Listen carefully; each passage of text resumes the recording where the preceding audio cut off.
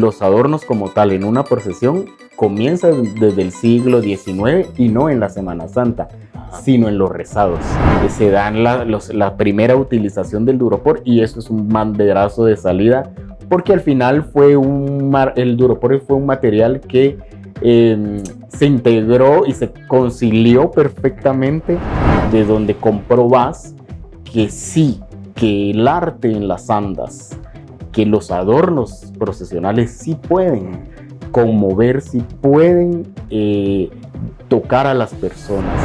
Poquito a poco se comienza a ver ya la tendencia del uso de laminado falso en las andas y pues que ese es realmente un aporte de colectarte, aunque ya se habían hecho antes. La procesión ya no se vive solo en el sitio, es decir, solo en el momento, sino la procesión también hoy en día se vive afuera. Las personas que no participan o que no van a verla también viven en la procesión mediante las redes sociales. Nuestras imágenes de pasión. Digital.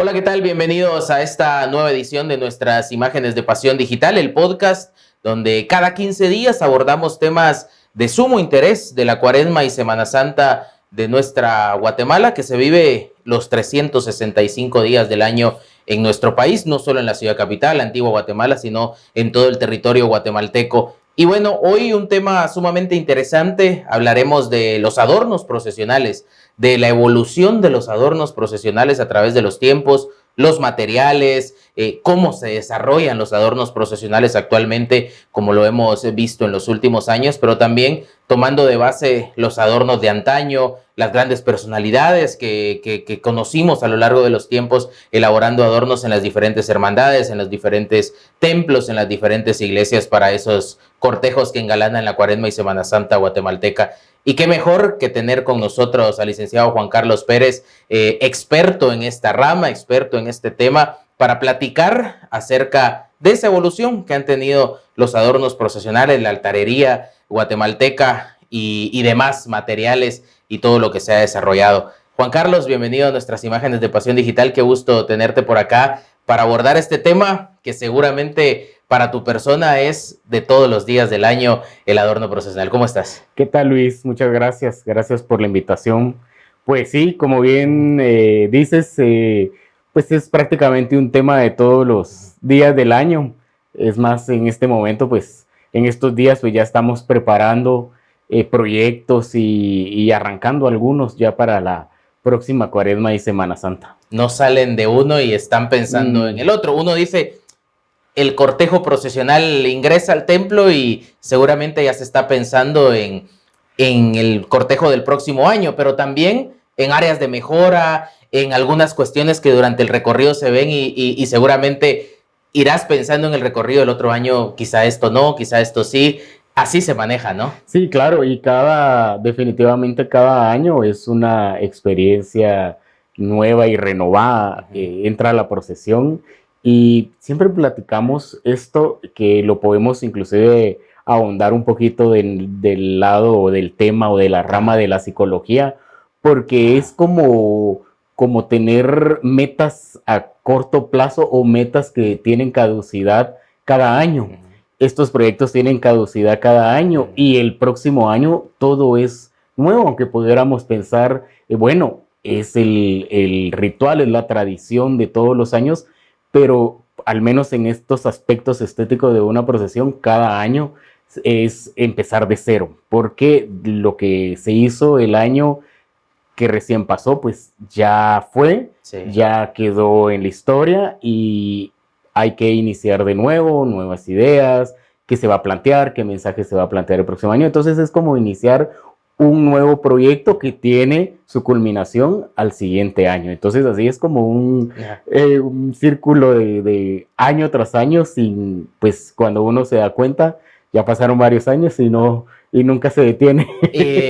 Termina siendo como un arte efímero al final de cuentas, ¿no? Como las alfombras, el hecho más allá de que los materiales durante ciertos lapsos se siguen usando, quizá después se moderniza, ya no se usa cierto material y demás, pero la concepción del adorno como tal termina siendo arte efímero. Son 10, 12, a lo sumo 18 horas, los cortejos más grandes, y después no volvemos a ver, quizá años después, una recreación de algún adorno de años anteriores, pero termina siendo ese arte efímero, ¿no? Claro, sin embargo, podemos hablar que es efímero la forma, Sí. es decir, la materia, el material, porque en realidad el fondo, que al final no es solo estético, Sí. sino va envuelto de muchos aspectos, principalmente lo catequético, el mensaje, pero también de vivencias. Digamos que los adornos procesionales, que son los que pues nos hacen resaltar a la imagen a la que celebramos o a la que le trabajamos, definitivamente es lo que la rodea y la envuelve, y es lo que construye nuestros recuerdos, Sí. de ese momento y de esa vivencia. Entonces imagínate, cada año cuántos cientos o miles de personas alrededor de lo que ven, ¿sí? Sí. Más aparte de la imagen principal, desde luego la imagen de Jesús o la imagen de la Virgen, cuántos recuerdos y cuántas vivencias pues se atesoran alrededor de, además de que hoy en día con las redes sociales prácticamente la procesión salió, entró, pero todos los meses siguientes se Perdura. sigue viviendo a través pues de las fotografías. Hoy en día pues que tenemos tantos fotógrafos Sí. dedicados al arte sacro que nos registran todos esos momentos, y cada día de la semana pues vemos esas estampas que quedaron para la posteridad. Y todos esos detalles, hay cosas que uno desde el ángulo del devoto, del cucurucho, no puede ver, pero que en la fotografía después uno se da cuenta de detalles. Llevaba esto, llevaba el otro. Un adorno lleva demasiados detalles, y los de ustedes específicamente, uno a veces no percibe ciertos detalles que termina llevando, y en variedad. Yo justamente este año comentaba y platicaba con alguien el día de la procesión del lunes santo. Sí. Y le decía que la procesión ya no se vive solo en el sitio, es decir, solo en el momento, sino la procesión también hoy en día se vive afuera. Para las personas que no participan o que no van a verla, también viven en la procesión mediante las redes sociales. Y justamente el concepto que utilizamos el lunes santo recién pasado, digamos que tenía un poquito esta visión de generar estampas que iban a quedar para las redes sociales, que tal vez en persona no se percibía igual que como se percibió pues en las fotografías, Sí. en las transmisiones. Entonces era un poquito como también adentrarnos ya a la modernidad, ¿verdad?, del siglo XXI, y todas las opciones y posibilidades que tenemos, ya no solo en la procesión, sino también lo que la procesión va a generar posteriormente, o inclusive en ese momento en las transmisiones en vivo, Sí. en las fotografías que se van subiendo a las diferentes plataformas. Al instante, sí. Al instante. Entonces, y así sucedió. Se generaron unas estampas que hoy en día todavía seguimos viendo por ahí en las redes sociales, de Jesús pasando por el arco que Sí. iba en el adorno, ¿verdad? Sí, hacía un marco impresionante. Yo recuerdo porque más allá de que a veces nuestra ciudad está, o nuestro centro histórico, muy contaminado de cables, Así de es. publicidad, Ujú. el arco que llevaba, ese portal que llevaba el señor, era increíble porque parecía la estampa del lugar por donde iba pasando, y no que iba dentro del cortejo o en el cortejo, en la procesión Sí. como tal. Entonces generaba estampa. Recuerdo una del parque con la luna de fondo, que es muy emblemática de ese adorno, que realmente eran estampas que generó el lunes santo, este cortejo procesional y este adorno. Hablando directamente de los adornos, Juan Carlos, ¿qué podemos hablar de cómo ha sido esa evolución? Porque en cuanto a materiales, en cuanto a la forma de hacerlos, cuando se empezaron a hacer realmente adornos y a representar escenas bíblicas o alguna escena en particular de la Pasión de Cristo y demás, porque en inicio flores, velas y muy pocos elementos en cuanto a un cortejo. Las andas eran más pequeñas, lógicamente, pero ¿cómo se ha dado esa evolución y qué es lo que ha evolucionado en un adorno? Claro, Luis, han pasado prácticamente más de 100 años, más de un siglo, desde que se registran los primeros adornos procesionales en fotografías, aunque ya a principios del siglo XX ya pues se iban dando las primeras muestras de adornos, especialmente con Jesús de Candelaria, en el que empiezan a incluir un cojín, empiezan a incluir pues algunas querubines, aunque los adornos como tal en una procesión comienzan desde el siglo XIX y no en la Semana Santa, sino en los rezados. Sí. Hay registros en el siglo XIX donde describen los adornos de la Inmaculada de San Francisco, por supuesto, cosas muy, muy sencillas como algunas nubes o algunas caritas de ángeles, pero ya comienza. Pero siempre hemos arrancado oficialmente con los adornos procesionales a partir de esa famosa fotografía de Jesús de la Merced de 1918, donde él está con una parra, sí, y la parra se enreda en la cruz, ¿no? Sí. Y que posteriormente Jesús de Candelaria también tiene este adorno. Y podemos decir que a partir de ahí ya tenemos una secuencia y una evolución ininterrumpida de los adornos procesionales. Llega en los años 50 el crecimiento de las andas. Antes de esto, los mensajes pues eran muy sencillos, ¿verdad? Mensajes del Evangelio o algunas frases muy fáciles de comprender, nubes, piedras, Caín y Abel, cojines. Alguna estación del Vía Crucis. Alguna estación del Vía Crucis. Entonces, pues era lo que permitía los espacios en las andas también realizar.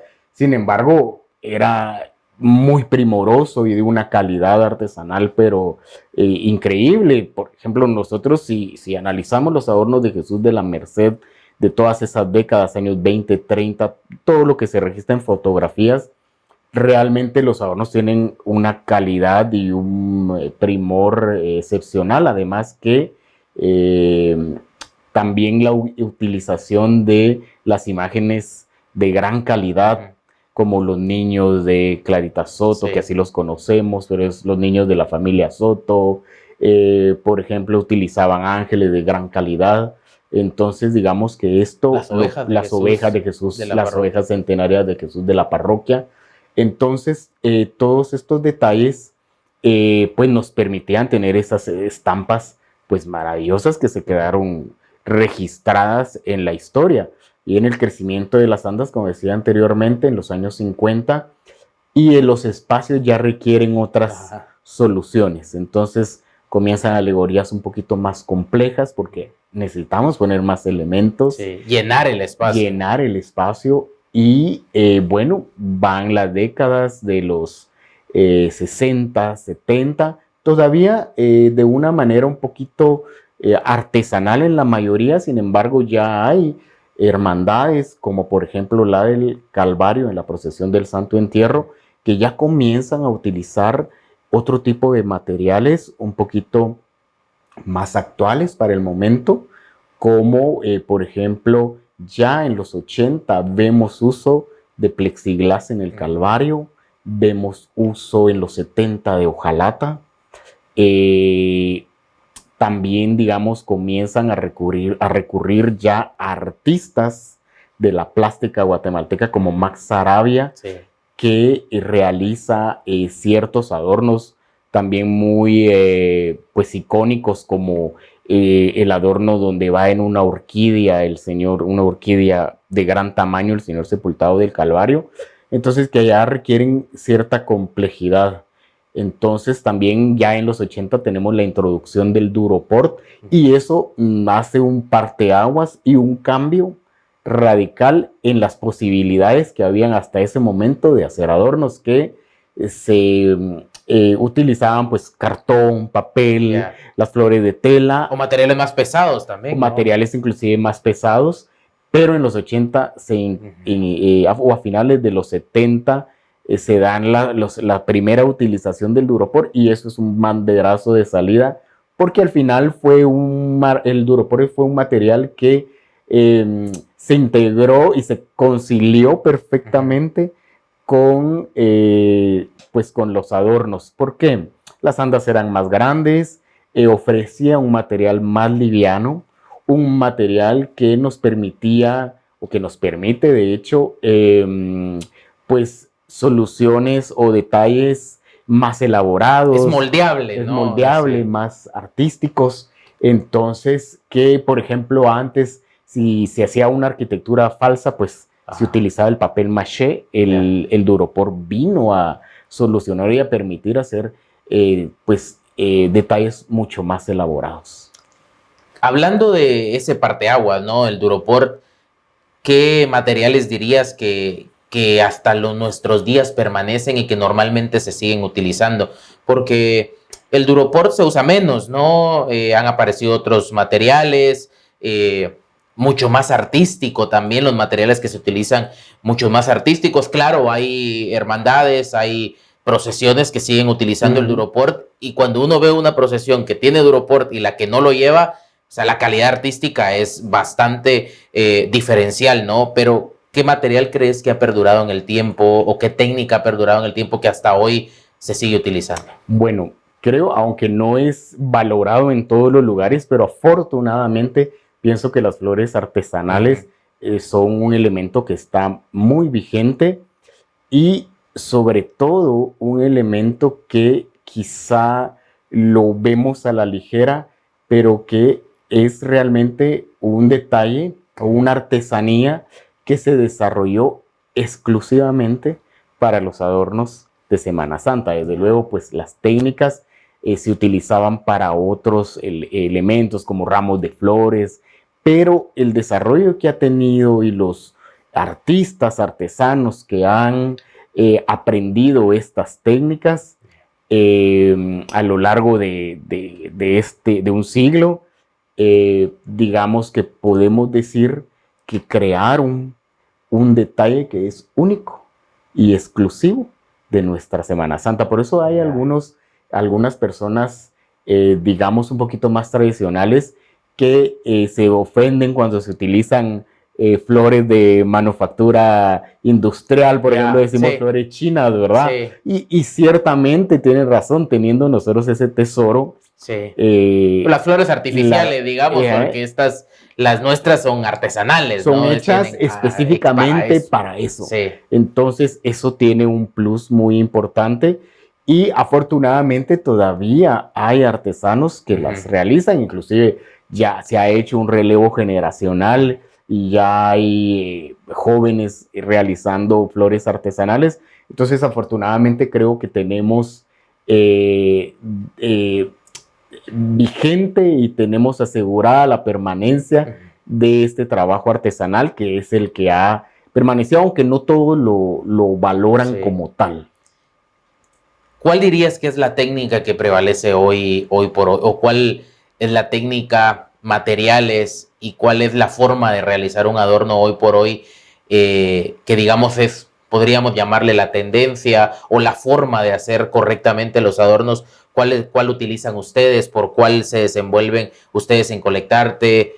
Tu persona principalmente, ¿por cuál se decanta? Porque son adornos muy artísticos, ¿no? Lo que vemos en las andas en Cuaresma y Semana Santa son muy artísticos. Bueno, yo creo que poquito a poco se comienza a ver ya la tendencia del uso de laminado falso en las andas y pues que ese es realmente un aporte de Colectarte, aunque ya se habían hecho antes que nosotros comenzáramos a utilizarlo, ya se había utilizado en pequeños detalles, pero creo que ese ha sido un aporte importante que hoy en día ya lo estamos viendo más. ¿Por qué? Porque nos genera detalles y nos genera un aspecto que ninguna pintura va a realizar, un aspecto más pues el aspecto de los retablos que vemos en nuestros templos, ¿verdad?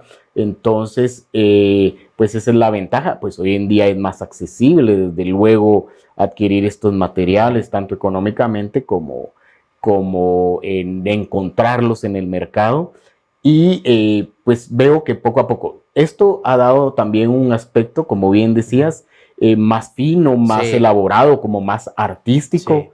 Y en el caso nuestro también es la incorporación de técnicas de la escultura colonial guatemalteca, como la pintura al óleo, los corlados, los estofes, que digamos que eso te podría decir que nosotros rara vez pintamos con pintura acrílica, nosotros casi todo lo pintamos al óleo, por eso muchos de nuestros adornos tienen ese aspecto como que fuera una pintura. Sí.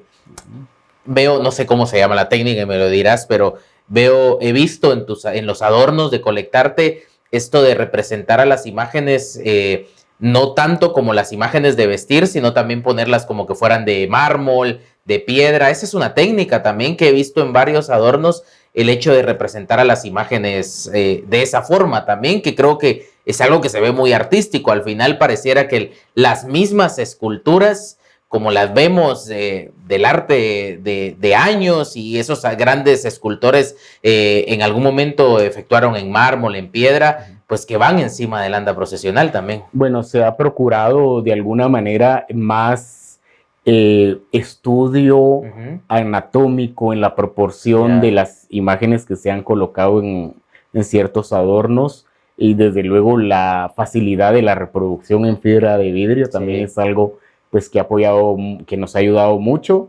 y pues también retomando y ayudándonos un poquito en esta escuela de los encolados, que pues es antigüeña, su origen es antigüeño, pero que digamos que se ha actualizado con toda la posibilidad de materiales que hoy en día tenemos, y pues en algunos de nuestros adornos hemos procurado reproducir esas imágenes, y desde luego el talento de los integrantes del equipo que modelan en plasticina valga la redundancia, los modelos que nos van a servir después para replicarlos en fibra de vidrio para que sean más livianos, y pues esto nos permite también tener de primera mano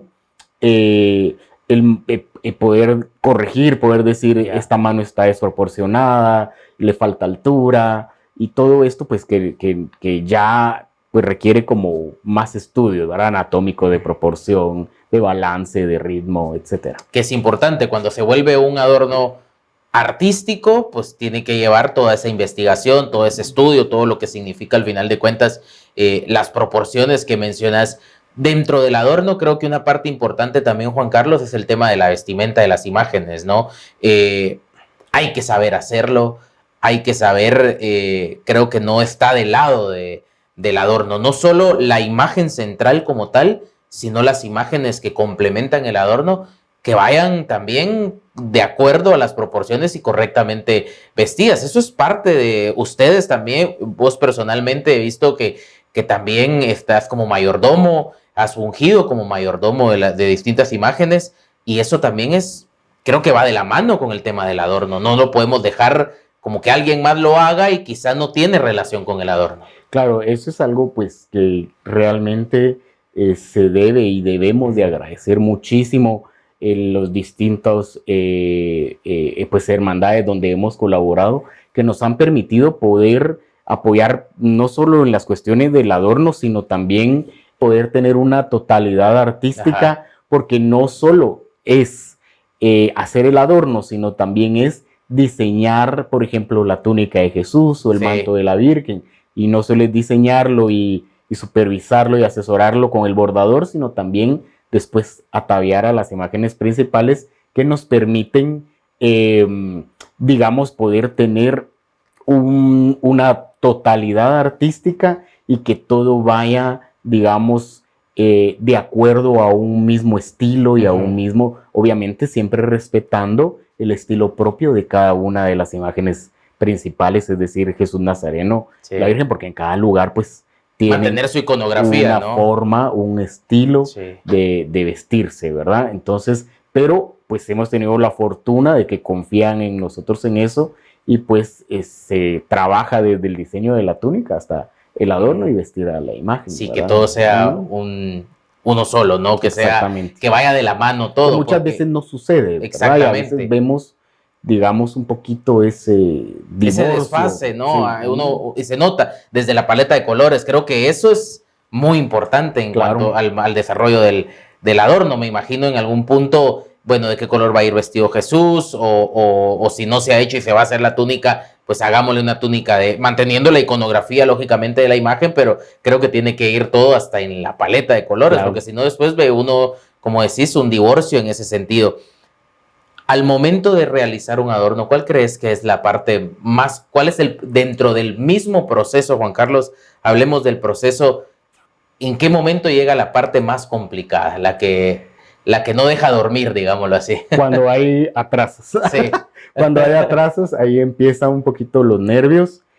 Afortunadamente creo que hemos tenido la capacidad no solo creativa, Sí. sino también administrativa, que yo siempre lo he dicho, un adorno es mitad creativo, mitad estético, Sí. y la otra mitad es administrativo, porque podemos tener muchas personas muy talentosas, podemos tener muchos proveedores, podemos tener recursos, pero si no lo sabemos administrar, es decir, no sabemos administrar el tiempo, no sabemos administrar el recurso humano y no sabemos administrar también el recurso económico, no camina. Entonces, digamos, cuando comienzan a haber retrasos es cuando empiezan un poquito los nervios, y ha tocado en algunos momentos tomar decisiones o cambios de último momento con el afán de mantener esos tiempos. En algunas ocasiones nos ha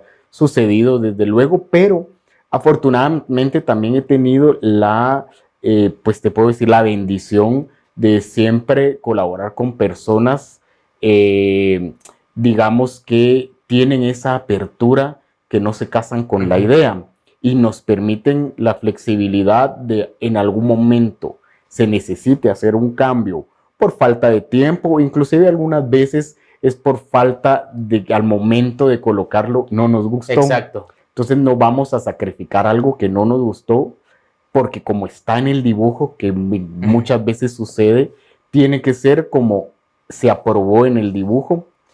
Pero yo he tenido la suerte y hemos tenido la fortuna de que no ha sido así. Entonces, sino que siempre tenemos esa flexibilidad, y aunque se mantiene la idea central, siempre tenemos esa opción de poder hacer cambios en el camino dependiendo de la circunstancia, y eso nos permite poder cumplir los tiempos y poder cumplir pues los planes que se tenían.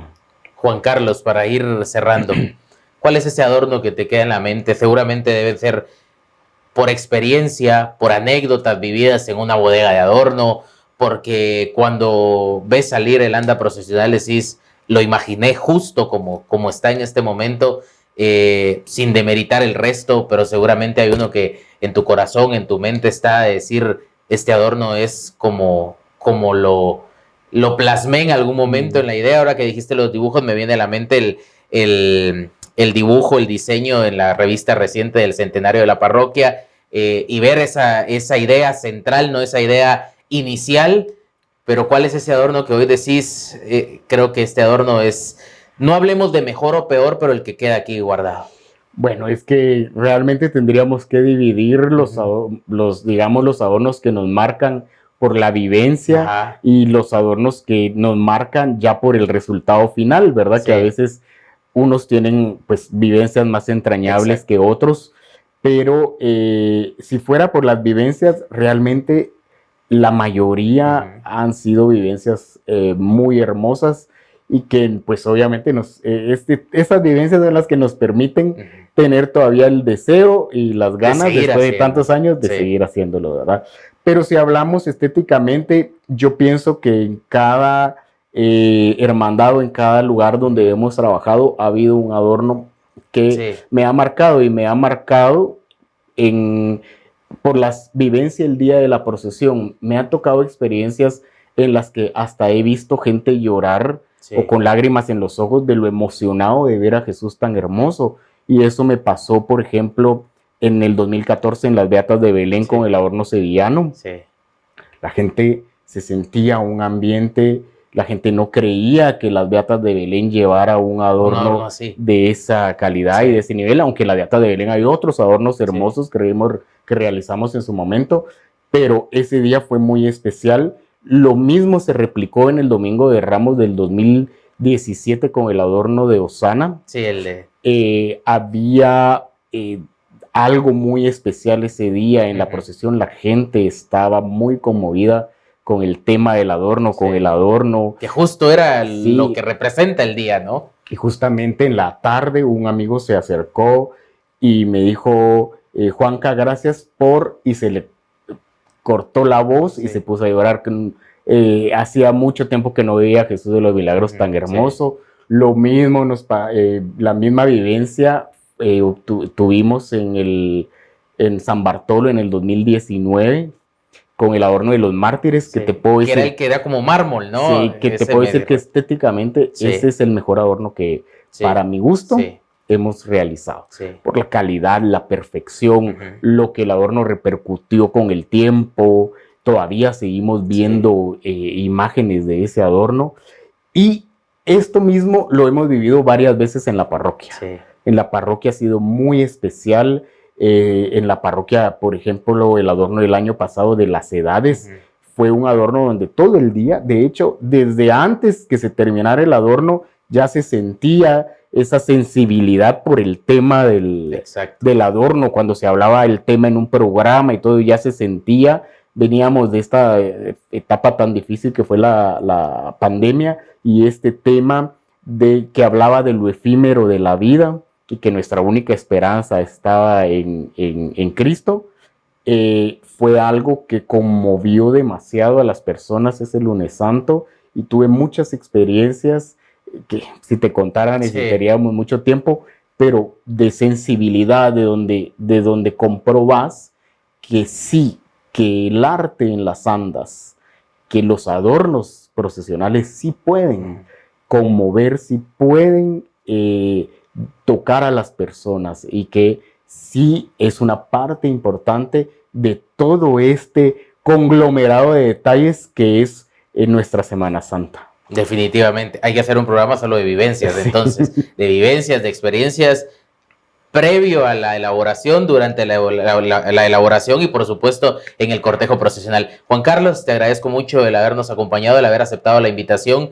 Qué bueno que dijiste sí, y ha sido un tema interesantísimo que seguramente queda para una segunda o tercera parte en un futuro. Muy agradecido. Gracias, Luis, y muchas gracias a todos. Gracias por la invitación, y pues aquí estaremos siempre que lo necesiten. Muchas gracias. Gracias. Era el licenciado Juan Carlos Pérez hablando de esa evolución, de esas experiencias en los adornos procesionales de nuestra Cuaresma y Semana Santa. Nos encontraremos en una próxima edición de nuestras Imágenes de Pasión Digital, el podcast.